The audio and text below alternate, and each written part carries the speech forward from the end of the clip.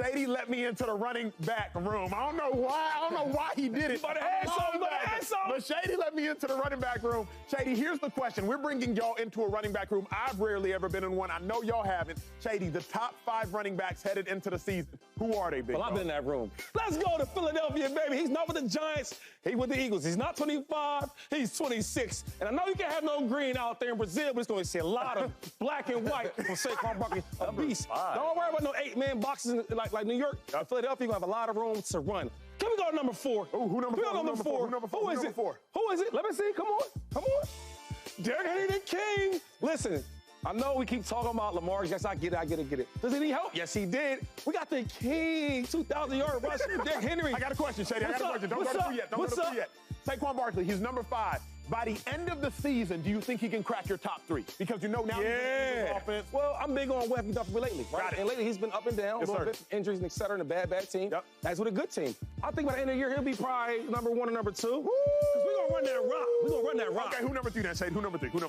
Jonathan Taylor. I know he was banged up last year, but that boy is back. I've been talking to him the last 2 weeks. He said, Shady McCoy, I'm ready to roll. A lot of carries for 28. I think the Colts will win that division. Ooh, that's strong. By his legs and his ankles. Let's go, JT. Strong. Let's get it popping, baby. I like this list. Okay, take me to 3. Take me to 2. Josh Jacobs, baby! Listen, this is not the Raiders, man. This is not Vegas, right? This is not no crap tables. No. In Green Bay, we got a really good quarterback in Jordan Love, and we got a really, really good running back in Josh Jacobs. He used to be my number 1. He had a bad year because of the team, but we're going to see something in Green Bay. Shout out to my boy, James Jones! Hey, really quick before you get to number 1. Okay. Who has the better game on Friday? Eagles. Hey! It's going to be Saquon Barkley debut in Philly, and we're going to love to see what he do in that 26. Shady, let's get to the one. Who you got popping in 1? Come on, do we already know? Bang, Snyder Gang, CMC. Listen. I don't know if you can do that on TV. Hey, my thing about him is, what can he do? He can catch, he can run, he can do it all. And he can pass. CMC for the number 1. Okay, I got questions. They don't let me into the running back room often, so I got questions since I'm in here with the Eagles all-time rushing leader. When you think strictly talent, not necessarily performance, straight skill set, like if LeSean McCoy was a high school running back and got to pick the attributes of one of these 5, how would you rate the attributes of these dudes? Ooh. In order? Yes, sir. So I'm going to go number 1. Now, you're not going to like this, though. Real talk. DeAndre Swift is, in my opinion, is the most talented running back in football, probably underneath Saquon. So Saquon will be 1. I will put DeAndre Swift, number 2. Okay. If you watch his game, you know what I'm talking about. I like that. And I'm going to go number 3, Christian McCaffrey, because he catches the ball, can run the ball, do everything you want. Yep. Jahmyr Gibbs? Gibbs is up there. I'm going to go to Atlanta, though. Bijan Robinson. Let's go. Listen, a lot of the young running backs, don't be mad at me. Y'all got to go out there and actually go out there and do it. But I'm talking about talent. When I watch him in Texas, oh, my God. And then my last one I got to put in there for number 5, Breece Hall. That boy's strong. That boy big. That boy fast. That boy quick and agile. Okay, because y'all have never been into a running back room and I got the honor of talking to a legend, Eagles all-time rushing leader, Shady, break this down for me. What's the most important attribute in the National Football League for a running back? What's the most important one? Can you see me? Them glasses work? What you mean? Eyes, baby, vision. You know what? You can be strong, you can be fast, but if you don't know where to go, you won't win. And a lot of these running backs, if Chris McCaffrey lost his speed, he got the eyes to see the hole, to set guys up, to see the cutbacks. You can see these things, but when you don't have no eyes, you run into the lineman, and then you do this and that. The only running back I've ever seen that was one of the best of all time, Adrian Peterson, and we're not him. He's the only one that had really great eyes, but he was so good. I made the wrong cut. I'm so strong. You know what I mean? And take it to the house. You need your eyes. Can you train that? Is that something you can train, or is that something this guy gives you? Hey, man. Everybody can't get that. All right, now, Shady, what I noticeably saw is usually when you give a top 5 list at running backs, even in history, you're going to see a Cowboy on there. Emmitt Smith, the all-time leading rusher. Ezekiel Elliott, over the last 8 years, one of the leading rushers. Tony Pollard was a Pro Bowler just 2 years ago. The Cowboys running back room is very, very, very desolate. Can we talk that for a second? Yes. Because usually when you talk about the Cowboys, they always have a great running back room. Let's head to the desk tour, because I need to bring everybody else into the conversation. All right, James, I need the ball back. I'm running back. Don't drop it. Need the ball. Don't drop it.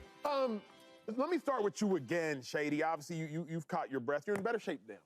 Last year, when Shady would get up here, you know what I'm saying? Shady would need a little water break. breath you know what I'm saying? Shady, you didn't call us. Don't let the Aaron Donald race fool you, dog. I'm still in good shape. Cowboys, they're the most prolific team. This is not like a Cowboys hating segment. I'm genuinely curious. They don't have a great running back room.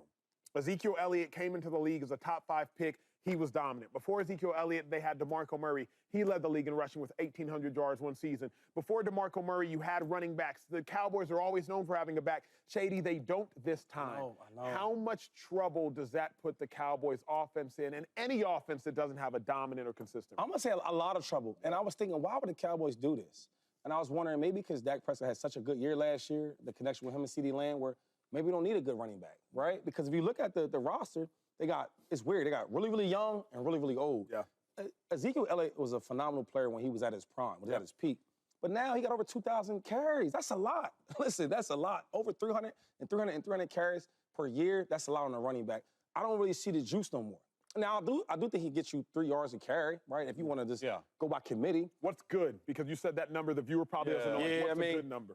4 yards per carry is really, really, really good. 3 yards is like average. 3.5, you would imagine. 3 yards is like average. So, and another thing is like when I look at Dalvin Cook, right? And I think he's a really good player, but time has passed him. And it's one of my good friends, so I'm not dissing him. I'm just speaking on just when I watch him play, I don't see the explosion no more. I don't see making the first guy miss anymore.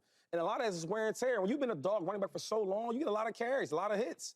I just don't see how they get the running game going with the running backs they have there. Well, it puts a lot of pressure on Dak Prescott. A lot of pressure. To be good. That offensive line, right? When you get a running back by committee approach, which they're going to do, like both those guys, Dalvin Cook and Ezekiel Elliott, they're both 29. Like, let's not forget, though, Dalvin Cook has the 4th most rushing yards in the NFL over the past 5 seasons. He's been a beast. So he's been a beast, but past success is no indication of what you're going to do in the future. So let me ask you, like, what is the dynamic? Because I'm always interested. I've never really been in the running back. It's always been the quarterback room. The dynamic for a room that's by committee. Like, are guys fighting for carries? No. Is it just like a team aspect? Like, what's that feel like in the room? When you playing for committee, right, by committee, and you know your talent, you okay with it. Like, yo, I can't do it by myself. Because when you watch tape, I don't care who the player is. One thing about a good player is he can be critical of himself. So when you watch a tape, like, yo, I don't look as quick. Dang, I don't look as explosive. You see that. Now, you might not say it, but your coach see it, and so you see think those two are So thinking now that when the other back is like, all right, I'm going to do this part, you do this part. I'll give you an example. Now, Cook is my man, though. I'm a big fan of Cook since day one. What did I tell you when the Jets signed him? What did I tell you? Be honest. What did I tell you? You said, you said a lot of things, but you said, I don't really know if Cook still has that explosiveness, that juice. Like, I don't know if he really going to be. He could be. He had 200 yards in 15 games. I said, yo, he's not going to be the player you thought he was. Did I not say that? I said it's over for him. Just because I know running backs. You know, Frank Gore, one of my best friends, we always talk about the backs. And Cook, he is good, but, like, he's older now. You can see it. The explosion is not there. It's not there. And another thing is the confidence. There's sometimes when I was younger, I knew the first guy wasn't going to tackle me. I'm looking at the second dude because I know you have no chance. Now, when I got older, I'm like, yo, I got to focus on this one guy because I don't know if I'm going to get past him because I'm not the same elusive and agility I had before. This screams trouble for the Dallas Cowboys because now you put more pressure on Dak Prescott.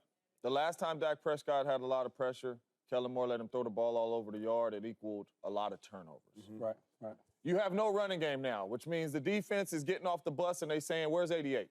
That's CeeDee Lamb for the viewers who don't know who 88 is on the count. Where's 88? So there's no fear of the run game. So now we are in these pass coverages, cover 4, cover 2, right? It's not an extra guy down there in the box, which means it's going to be harder to throw this ball. If you have running back by committee and you have 3 running backs that you are dependent on, you ain't got one. You ain't got one. And for the Dallas Cowboys, that's where they're at right now. There's no fear in the running back room. All the pressure's on Coach Mike McCarthy and Dak Prescott to score points on offense. Means more throws for Dak, means you got to get a little bit more creative in the pass game. But when you have more opportunities to throw the ball, you have more opportunities to play bad. Hey, Chase. And Dak Prescott is in a bad situation right now. Hold on. But take me into the mindset as a quarterback and receiver. If you know you don't have a run game and it's a running back by committee, are you selfishly thinking, like, I'm getting more targets? Nope. Or are you like, man, I got to go against 2 eye look? Because as a quarterback, I'm thinking, I got to beat shell coverage, which is 2 eye safety look. What is the exactly? And that's the same for the receiver room because that happened to us. We didn't have a lot of good running backs in Green Bay. And every time we played the Bears or whoever, it's cover 2, cover 4, and I'm like, How are we getting open? They dropping 7. I don't care how special Aaron Rodgers is. They dropping 7. We need a running game to get them into some of this man coverage and all that, or it's going to be hard on the receivers, and then we can eat. I want to ask you, the quarterback here, and I'm thinking, like, you can still have a running game with these type of running backs, even though they're not super productive. So when I say that, I mean, you might not have a guy that's going to go for 20 carries, 145 yards. You're not going to have a guy that's going to break 2 tackles and get 30 yards on the run. You might not have that, but you might have 2nd and 4s, 2nd and 5s, right? So as a quarterback, you still can manage that as far as throwing the ball. Yeah, right? if I'm the quarterback, if I'm Dak Prescott, and I'm in the quarterback room, and I'm talking to my offensive coordinator, I'm talking to Mike McCarthy, who's really calling the plays for him down there, I'm saying, hey, let's throw the ball early to then open up the run. Let's open up that run game. But I think the focus here comes squarely on Mike McCarthy. You have to scheme it up. If you have some of these guys, CMC, you can just run lead week, and you're good. Yeah. Like Trent Williams, you're going to see, I imagine, a lot more jet sweep motions, putting defense vision in full aspect right there. Like, hey, where are we going with this? What are we doing? More misdirection. In the misdirection, you're going to have to scheme some stuff up that really you haven't done before because you don't have this stud guy that you can just go, hey, let's get in 2 back and just run lead week on 2nd and 4. We know we're getting the first down. You're going to have to throw it first to prove to guys we can still throw versus 2 high look, and then you're going to get to the run game. For clarity, y'all, this is the facility. Yeah. Chase asking James a question, James asking Shady a question, Shady asking Chase a question. This is sports television. This isn't just a TV show, it's a TV experience. We don't just want you to watch, we want you to learn.